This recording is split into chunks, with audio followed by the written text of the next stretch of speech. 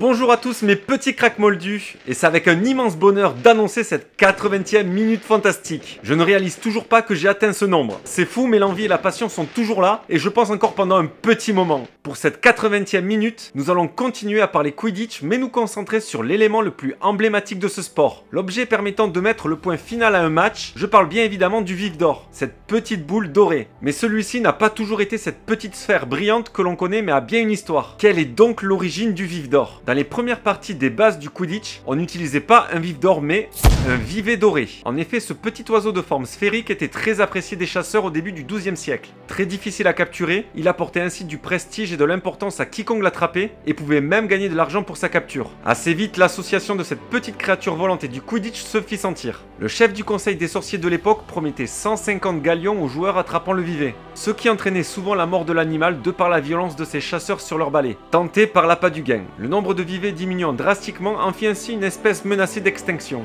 C'est ainsi qu'au XIIIe siècle, le nouveau chef du conseil des sorciers interdit l'utilisation du vivet doré et en fit une espèce protégée, le remplaçant ainsi par le vif d'or, cette petite boule de métal ayant des caractéristiques très inspirées du petit oiseau. C'est la fin de cette 80e minute en espérant qu'elle vous ait plu comme à moi. Merci infiniment à ceux continuant à me suivre et à s'intéresser toujours plus à cet univers et ses petits secrets magiques. Je vous dis à la prochaine pour une nouvelle vidéo.